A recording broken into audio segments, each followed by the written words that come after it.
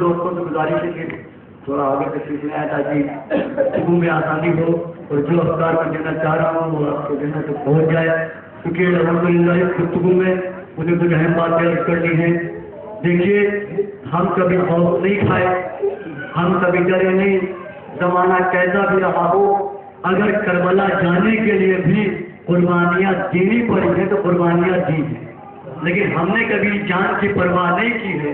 और ये वाहिद कौम है, अगर किसी से कहो कफन तोहफे में लोगे तो नहीं लेगी, लेकिन ये वाहिद कौम है जो करबला जाती है। जाने वाले तो लोग कहते हैं मेरे लिए कुछ लेके आना, जाने वाला पूछता है क्या लेके आऊं, तो एक ही चीज कहता है करबला कफन लेके आना। जो अपना कफन साथ लेके आए उन्हें मौत का डर नहीं लगता। और जब भी आले मोहम्मद के खिलाफ कोई बोला हो, अपना हो पराया हो, मत हो गैर हो, मत हो सादात हो गैर सादात हो, कोई भी हो, अगर आले मोहम्मद के खिलाफ लबकुशाई की तो उसे उसकी सजा जरूर मिलती है। वो कोई और होंगे जो आले मोहम्मद की बुराई सुन के बर्दाश्त कर लेना है। मैंने अक्सर यहाँ पर पढ़ा हुआ है कि हमें अपनी दुश्मनियों को सामने नहीं लाना है, हमारी दुश्मनियों को उठा के साफ रख देना है। हमारी दुश्मनियाँ किसी काम की नहीं है, हमें सिर्फ और सिर्फ आले मोहम्मद के लिए उठना है, हमें सिर्फ और सिर्फ यजीदियत की मैयत निकालनी है, हमें आपसी रंजिश को दूर करना है। इसलिए क्या हुसैनी है, हम अली वाले हैं, हम अली के शहदाई हैं, और अली वाले एक हुआ करते हैं। जहाँ तनाज़ हो, जहाँ इख्तिलाफ हो, जहाँ फिक्र एक न हो, वो अली वाले नहीं हो सकते। और फरमाने तो हमारा वाजिब ऐनी फरीदा ये है कि जब भी कोई आले मोहम्मद के लिए दुश्मन बातें कहे हम उसका जवाब दें, वो कहीं पर भी कही जाए हमें उसका जवाब देना वाजिब ऐनी है। और मैंने ये बात उस दिन भी पढ़ी थी, शायद मैंने यहाँ नहीं पढ़ी है कि रसूल से शिकायत की गई मौलाना की शिकायत की गई रसूल से कि सरकार अली के चाहने वाले लोग बहुत हैं।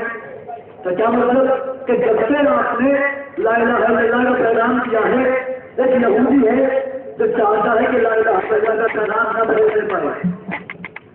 तो कैसे तुमने कहा कि जब भी हम नमाज फजर के बाद गुजरते हैं तो उसका कुत्ता हमें परेशान करता है, और आज तो हर हो गई, कुत्ते ने काट भी लिया, कुत्ते ने काट भी लिया। अब कुत्ते ने कहाँ काटा था यह मैं नहीं बता सकता, लेकिन कुत्ते ने काट भी लिया। और जब कुत्ते ने काटा तो रसूल के पास पहुंचे, शिकायत करी हम अली के दुश्मनी क्यों बर्दाश्त नहीं करते हैं, अली की बुराई क्यों नहीं बर्दाश्त करते। गुजारिश सुनिएगा, जब रसूल ने शिकायत की उस यहूदी की कि सरकार हाथ करिए और उसको समझाइए, सरकार गए। अब जब यहूदी ने देखा सरकार आ रही है, इस्तकबाल में खड़ा हो गया कि सरकार आपको आने की जरूरत क्या थी, आप बुलवा लेते हम आ जाते। सरकार आने के मैं इसलिए आया हूँ ताकि शिकायत कर रहे हैं, मैं बड़ा तुमसे बात करूँगी। कहीं इनका कहना नहीं है कि तुम दुश्मन इस्लाम हो, तब मुझे ला इलाहा इल्लल्लाह से कहते हो, और तुम नहीं चाहते कि ला इलाहा इल्लल्लाह का पैगाम फैले। इसलिए तुमने एक कुत्ता पाल रखा है ताकि वो जो मुसलमान होते हैं उन्हें अज़ियत दे। क्या सरकार आप अल्लाह के नबी हैं, अल्लाह के रसूल हैं? सरकार ने फरमाया कोई शक तो नहीं है, लेकिन अगर आप अल्लाह के नबी हैं तो इस कुत्ते से कहिए ये गुफ्तगू करे, ये बताए क्या हुआ। सरकार ने उससे कुछ कहा नहीं, सिर्फ इशारा किया, और कुत्ता हमारी जबान में बोला। अब रसूल को सलाम किया, रसूल ने जवाब दिया, उसके बाद कहा ये बताओ तुमने इन्हें क्यों काटा। क्या सरकार ये जब भी नमाज फजर के बाद इधर से गुजरते हैं तो आपस में अली की बुराइयां करते हैं, आपस में अली की बुराइयां करते हैं। मैंने इस बार तो सिर्फ काटा है, अगर अगली बार निकले तो मैं इनकी जान ले लूंगा। इससे कोई नतीजा मिला आपको? हम अली की बुराई क्यों नहीं बर्दाश्त करते? हम जब कुत्ता अली की बुराई बर्दाश्त नहीं करता तो अली वाले क्या बर्दाश्त करेंगे? सलवात पढ़े मोहम्मद वाले मोहम्मद पर।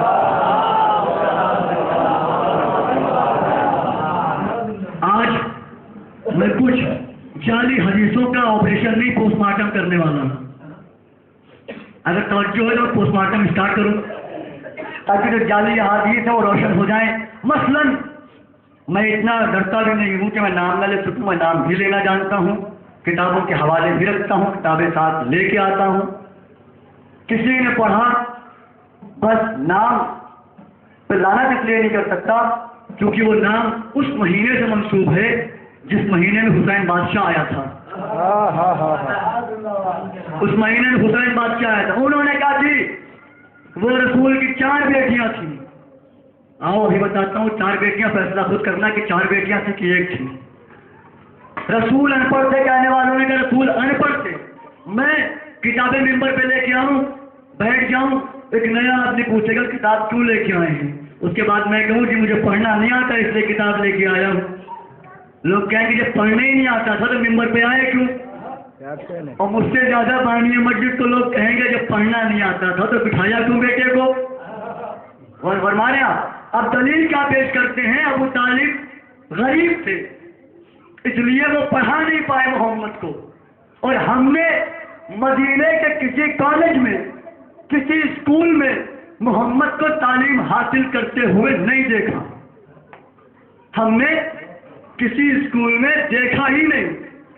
मुल्ला ने तो हद खत्म कर दी कि अबू तालिब बहुत गरीब थे, कसीरुल अयाल थे, बहुत ज्यादा औलाद थी उनकी, तो उन्होंने अपने बेटे दूसरों को गोद दे दिए थे। और जनाब तालिब को जनाब हमजा ने पाला था। अबू तालिब गरीब थे। जब बादशाह रोम का अब्रहा का लश्कर लेके चला और अब्रहा वाले आए, पूरी फौज आई, तो 1-10 ऊँट नहीं पकड़े, अबू तालिब के हजारों ऊँट, अब्दुल मुत्तलिब के हजारों ऊँट पकड़ लिए। अबू तालिब गरीब, फैसला आपको करना है, मैं आहिस्ता आहिस्ता आ रहा हूँ, मैं रवायत पढ़ूंगा, फैसला आप करेंगे। क्योंकि अल्लाह ने हर इंसान को अक्ल दी है, अक्ल कामिल दिया है, अक्ल तलीम दिया है। क्या कहा जी? अबू तालिब ने तालिब को हमजा को गोद दिया था। आओ जरा पैदाइश बताऊं। पहली जो औलाद है जनाब अबू तालिब की, वो जनाब तालिब पहली औलाद जनाब तालिब। और जब रसूल ने इलाहे नबूवत किया तो रसूल की उम्र थी 40 बरस, अली की उम्र थी 10 बरस। ध्यान में रखिएगा, ठीक है। अब पहली औलाद हुई जनाब तालिब शादी के 10 साल बाद। दूसरी औलाद हुई जनाब अकील 10 साल बाद। तीसरी औलाद हुई जनाब जाफर 10 साल बाद। 10-10 साल का डिफरेंट रहा, 10-10 साल का गैप है ना भाई, 10-10 साल का है गैप। उसके बाद 10 साल बाद मेरा मौला नाजिल हुआ, उसने काबे में ज़हूर किया, और अली के ज़हूर करने के 10 साल बाद कुरान नाजिल हुआ। कुरान नाजिल हुआ। और मैं कुरान से अली का मुकाबला क्या करते हो? कुरान तो उम्र में भी अली से छोटा है, कुरान तो उम्र के एतबार से भी अली से छोटा है जी। 10-10 साल का गैप है। जनाब हमजा की भी विलादत उसी दिन हुई, उसी महीने में हुई जब जनाब तालिब की विलादत हुई। जब मौलाए कायनात 5 बरस के हुए तो जाफर 15 बरस के हुए, अखील 25 बरस के हुए, तालिब 35 बरस के हुए, और हमजा भी 35 बरस के हुए। अब मुझे आप इंसाफ से बताइए कि वो कौन सा तरीका था कि 35 बरस के भतीजे को 35 बरस के चच्चा ने पाला? और फरमाया 35 बरस के भतीजे को 25 बरस के चच्चा ने पाला। कैसे पाला? अबू तालिब गरीब थे, माल नहीं था, और रवायत पढ़ने लगा हूं आपकी किताबों से, सुनते जाओ। और फिर पोस्टमार्टम करके इतने टुकड़े करना कि दोबारा अबू हुरैरा पैदा ना होने पाए। अबू हुरैरा इसलिए कहता हूं क्योंकि कायनात का सबसे मक्कार रावी यही गुजरा है। फैसला आप खुद कर सकते हैं भाई। जनाब अबू तालिब दौलत के मुताल्लिक सीरत तारीख गवाह है कि एक दिन मगरिब का वक्त हो गया, सरकार नहीं आए। पूरी तवज्जो करेंगे आप, सरकार नहीं आए। अबू तालिब परेशान कि मेरा चांद भतीजा अभी तक आया नहीं, कहाँ रह गया? अबू तालिब ने अपने नौकरों को हुक्म दिया कि जाओ ढूंढ कर आओ मेरा मोहम्मद कहाँ है, मेरा नूर नजर कहाँ है। नौकर गए, ढूंढ कर आ गए, का सरकार नहीं मिले, सरकार नहीं मिले। अबू तालिब को, शर्ख बदहा को, रईस मक्का को गैज आया, 17 नए खंजर लिए, नए खंजर गरीब था इसलिए लिया। 17 नए खंजर लिए और 17 गुलामों को बुलाया, 17 गुलामों को बुलाया, चले काबे पर देखा, काबे की दीवार के नीचे 17 मुशरिकीन के सरदार बैठे। अबू तालिब ने अपने 17 गुलामों को एक एक तलवार दी, नया खंजर, कहा इनके गले पे लगाकर बैठ जाओ, मैं पहाड़ी के उस पार जा रहा हूं, अगर मैं मोहम्मद के साथ आऊं तो माफ कर देना, अगर मैं अकेला हूं तो सांस न लेने पाएंगे। गौर करते जाइए, आप मुझे बताइए, गरीब इंसान 17 सरदारों का खून अपने गले लेगा? वे सरदारों का खून, एक गरीब इंसान जिसे सब दबा देते हैं, वो वहां के बद्दू सरदारों का खून अपने गले पे लेगा। अबू तालिब चले, पहाड़ से उतर रहे थे कि देखा एक कबीला है जो मोहम्मद के सामने हाथ जोड़ रहा है, सरकार कुछ खा ले, सरकार कुछ खा ले, सरकार कुछ खा ले। मोहम्मद खाते नहीं, आप देखिएगा। अबू तालिब गरीब से मैं उनकी किताब से हवाला दे रहा हूँ, इब्ने कसीर किताब का नाम है। यह अलग बात, कसीर का बेटा था लेकिन सही बात लिख गया। आप महसूस नहीं हो पाते, मैं इशारा करके गुजरता हूँ। अबू तालिब चले, वो मोहम्मद की मिन्नत करें, सरकार कुछ खा लो। क्यों? अगर मोहम्मद ने खा लिया तो अबू तालिब खुश हो जाएंगे, सरदार खुश हो जाएगा। अबू तालिब तेजी के साथ चले। अबू तालिब मोहम्मद तक पहुंचते कि कबीले वालों ने रसूल को आधी खजूर खिला दी। पूरे तौर पर फरमाए, आधी खजूर खिला दी मोहम्मद को। अबू तालिब पहुंचे, मोहम्मद को आगोश में लिया और इस आधी खजूर का अबू तालिब पर इतना बड़ा वजन हुआ, इतना असर हुआ कि अबू तालिब ने मोहम्मद को अपनी आगोश में, जहन में रह गए अबू तालिब गरीब थे, अबू तालिब ने मोहम्मद को अपनी आगोश में उठाकर माथे पर प्यार किया। उसके बाद कबीले वालों की तरफ देखकर कहा, सुनो, तुमने मेरे भतीजे मोहम्मद को आधी खजूर खिलाकर मुझ अबू तालिब पर एहसान किया है, और याद रखना आज से लेकर 6 महीने तक तुम्हारे घर में खाना नहीं बनेगा, अबू तालिब के घर से आएगा। और फरमा रहे हैं आप, अबू तालिब के घर से आएगा। ये गरीब इंसान 6 महीने खिलाएगा, आज से अबू तालिब के घर से आएगा। 6 महीने तक सिर्फ आधी खजूर खिला दी। अब इंसाफ तो करो, अगर ईमान की बात करनी है तो सिर्फ मानते 4 को हो, ईमान सिर्फ अली के बात का। और तीनों की बात करो, उनके अब्बा क्या करते थे, क्या थे, कहाँ थे, कैसे थे, बात तो करो। ये कौन सी बात हुई जी कि सिर्फ अली के अब्बा को, अली के अब्बा। और जुमला अर्ज कर रहा हूं, और याद रखिएगा कि अली के बाप को दुश्मन वही रखता है, अली के बाप से वही जलता है जिसके पास किराए के अब्बा हैं। इसके बाद जुमला वही नहीं कहता।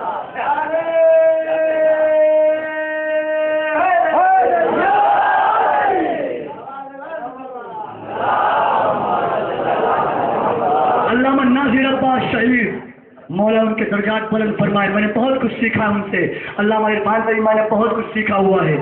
और इस वक्त मैं अल्लामा अब्बास से सीख रहा हूँ। मैंने उस दिन बताया भी था ये, और मैं वो नहीं हूँ जब सीखूँ और ना मानूँ। अली के दर पे सजदा किया है मैंने। कोई भी खतीब हो, आगाज में उसे अल्लामा इरफान से सीखना ही पड़ेगा, क्योंकि तर्ज खिताबत उसने दिया। मैंने सीखा। अल्लामा नासिर अब्बास का जुमला पढ़ने जा रहा हूं मैं, अब सुने आप। वो कहते हैं कि 21 रमजान को मुझे टेलीविजन पर बुलाया गया। पूरी तवज्जो फरमाइएगा। 21 रमजान को मुझे टेलीविजन पर बुलाया गया और कहा गया अपने अली बादशाह के बारे में कुछ बोलो। मैंने कहा मेरे मौला अली ने यह फरमाया। जी मेरे साथ में एक मौलवी साहब भी बैठे हुए थे, उनकी दाढ़ी बड़ी लंबी थी, पजामा ऊंचा था, कुर्ता लंबा था। ये उन्होंने उनका हुलिया बताया, और जैसे ही मैंने कहा मेरे मौला अली ने फरमाया, साहब उनकी बारी आई, उन्होंने कहा मेरे मौला फला रज़ी अल्लाह ने फरमाया। मैंने कहा अच्छा, नासिर अब्बास साहब कह रही है बात। मैंने कहा अच्छा ठीक है। मैंने फिर मौला का लक़ब बदला। मैंने कहा अमीरुल मोमिनीन, यासूबुद्दीन, सिराजुस सालिकीन, इमामुल मुत्तकीन कायदुल गरील मुहज्जलीन हजरत अली इब्न अबी तालिब ने फरमाया। साहब वो कलम लिए बैठा हुआ था, वो लक़ब लिख रहा था। जैसे ही बारी आई उसकी, फिर उसने कहा अमीरुल मोमिनीन याकूबुद्दीन सिराजुल सालिकीन इमामुल मुत्तकीन कायदुल गरील मुहज्जलीन हजरत फलां ने फरमाया। अब अल्लामा हज़रत अब्बास साहब कहते हैं अब तो मुझे इतना गुस्सा आया कि बस दिल करा कि उसकी दाढ़ी पे को बाल न रह जाए, लेकिन चूंकि था टेलीविजन पर तो मैं ये तो कर नहीं सकता था। मैंने आंखें बंद की और बतूल की जूतियों के सदके में भीख मांगी कि मौला आज मुझे ऐसा कुछ अता करिए कि आज मैं बता के जाऊं मजहब हक क्या है, मजहब हक क्या है। फिर अल्लामा नाज़िर अब्बास की बारी आई और बाबुल इल्म ने इनकी भीख दी। अब नाज़िर अब्बास ने कहा सुनो ए मौलवी तुम भी सुन, मेरे सातवें इमाम मूसा काज़िम इब्ने जाफर सादिक इब्ने मोहम्मद बाकिर इब्ने अली ज़ैनुल आबिदीन इब्ने हुसैन इब्ने अली इब्ने अबी तालिब ये कहने के बाद अब मौलवी की तरफ देख के फरमाया अगर तेरे पीर के भी इतने बाप है तो वल्दियत के साथ पर, अगर है वल्दियत तो लगा।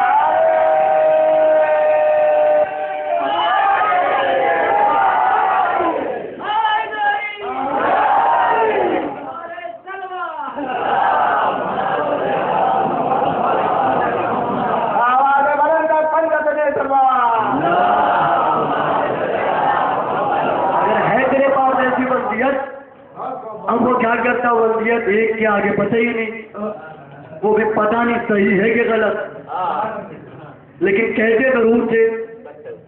हाँ बेशक अली की दुश्मनी रखने वालों की वल्दियत मशकूकी होती है, उनकी वल्दियत कभी साबित नहीं हो सकती।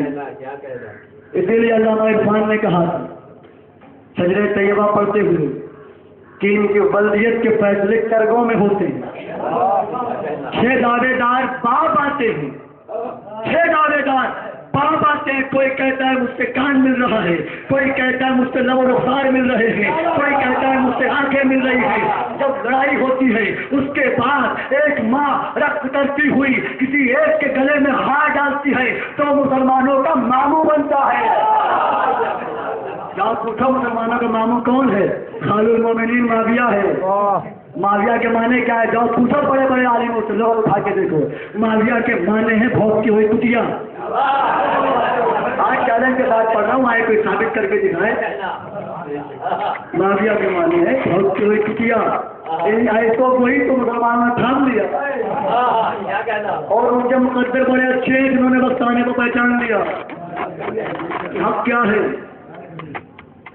वरना वो है ना मिसाल, ये सदर का मिसरा है, खुद तो डूबेंगे सनम तुमको भी ले डूबेंगे। खुद तो जाएंगे जहन्नम में और तुम्हें भी साथ लेकर जाएंगे। ठीक है जनाब, अब मेरी तरफ मुतवज्जह हो जाए आप।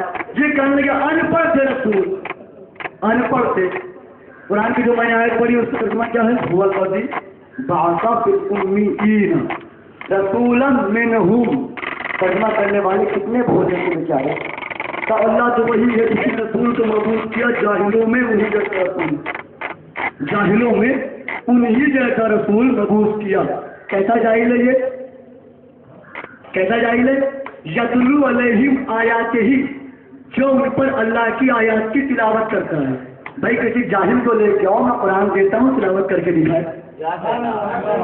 किसी अनपढ़ को लेके आओ आप, और क्या करता है? ज़क्कीहिम, और नफ्सों को पाक करता है। वयुअल्लिमुहुमुल किताबा वल हिकमा, और किताब व हिकमत की तालीम देता है। जनाब तालीम कौन देता है मुझे बताएं आप? किसी अनपढ़ को जाके किसी कॉलेज में खड़ा कर दीजिए कि भैया ये मेरे गांव के चौधरी है लेकिन अनपढ़ हैं, ये जो है तालीम देंगे। बच्चे अलग सीखेंगे, जो अनपढ़ है वो क्या पढ़ाएगा? कुरान बता रहा है कि ये तालीम देने के लिए आए हैं। जनाब फरमा रहे हैं बुखारी को मानो भी और ये रवायत भी उर्दू में ना मानो तो कहेंगे बुखारी नहीं मानते। चलो जी, बुखारी में क्या है? रसूल अनपढ़ थे। जब जिब्रील ने कहा इक़रा पढ़ो, रसूल ने कहा माना बेकारी मुझे पढ़ना नहीं आता। मुझे पढ़ना ही नहीं आता, नतीजा बड़ा खूबसूरत आएगा, इंशाल्लाह महसूस हो जाएंगे आप। क्या मुझे पढ़ना है? पूरा प्रोग्राम चौपट उम्मी तर्जुमा मैं कर रहा हूँ, आप सुने इसको, मेरी तरफ तवज्जो रहें। ये यहाँ पे मुस्तकिल होते ही रहता है, इसके लिए मैं क्या कर सकता हूँ, आप मेरी तरफ तवज्जो रहें। ये जो जोश बेला आपके सीनों में मुंतकिल हो रही है, इससे मुस्तफीद होते रहें आप। जनाब अनपढ़ थे रसूल, अब तर्जुमा सही सुने आप। अल्लाह वो है, वो अल्लाह, अल्लाह वो है और वही तो अल्लाह है, बल्कि यूं कह दूं कि हुआ ही अल्लाह है जिसने मबूस किया नबी को। उम्मे के माने मदीने वाले भी हैं। तर्जुमा ये नहीं कर सकते तुम कि जिसने मबूस किया मदीने वालों में, उन्हीं में से रसूल, मदीने में रसूल आए ना, उन्हीं में से मदीने वालों में, मदीने वालों से रसूल मबूस कर दिया अल्लाह। ये तर्जुमा भी हो सकता है, लेकिन कहेंगे अनपढ़। क्यों कहेंगे? असल में बात सिर्फ इतनी सी है कि अपने बाप दादाओं की जहालत छुपाने के लिए, भाई जाहिल तो वो था जिसने बेटी से मसला पूछा। अगर आपको यही नहीं मालूम कि बेटी से पूछा किसने, तब उसका जिम्मेदार मैं तो नहीं। भाई बेटी से मसला पूछा, मुझे एक बात बताएं, कोई जॉब हो और उसके लिए ये हो कि बीए पास बैठेगा इस पर, अंगूठा टेप को बिठा दीजिए आप उस पर, कोई मानेगा? नहीं। अब रसूल की मसनद से बिठाना था जाहिलों को, उन्हें पढ़ा तो सके नहीं, तो अब रसूल को जाहिल कहना शुरू कर दिया, अनपढ़ कहना शुरू कर दिया। मिसाल यूं दे दूंगा ताकि बच्चे भी समझ जाएं, आप सोच में टहला रहे हैं, और नतीजा सुने ताकि आप टहले ना, आप नतीजा सुनते जाएं। मैं मस्जिद पढ़ने के लिए मिसाल के तौर पर यहाँ आया, इश्तिहार लगवा दिया, मेरे भाई निशान ने इश्तिहार लगवा दिया, फिलहाल इसकी साहब मस्जिद पढ़ेंगे। और जनाब एक बंदा इसमें से गया उठ के मेरे गांव का, पोस्टर पढ़ने के बाद पूरे गोंडा के जितने कॉलेज थे, जितने स्कूल थे, सबके रजिस्टर का खारिज दाखिल चेक डाला, मेरा नाम नहीं मिला कहीं। उसके बाद उसने आके कहा, अरे विधान साहब आप किसे पढ़वाने वाले हैं, ये तो अनपढ़ है, तो जाहिल है। निशान साहब को जानते हो ही नहीं, मैं जानता तो नहीं हूँ, लेकिन अनपढ़ है, जाहिल है। कैसे कहा? सारे गोंडा के किसी कॉलेज में ये पढ़े ही नहीं, गोंडा के किसी स्कूल में पढ़े ही नहीं। अब निशान साहब यही जवाब देंगे ना, अरे जाहिल गोनी तू है, ये गोंडा में रहते हो तो यहाँ पढ़े ना, ये गोंडा में रहते हो तो यहाँ देखो। अगर इनका इल्म देखना है तो लखनऊ जाओ, लखनऊ के कॉलेज में मालूम करो कि पढ़ा है कि नहीं पढ़ा है, लखनऊ के मदरसे में जाके पूछो पढ़ा है कि नहीं पढ़ा है। तो मेरी जान, मोहम्मद को जाहिल कहने से पहले यह तो सोचो मोहम्मद मदीने का होता तो पढ़ता, और क्या मोहम्मद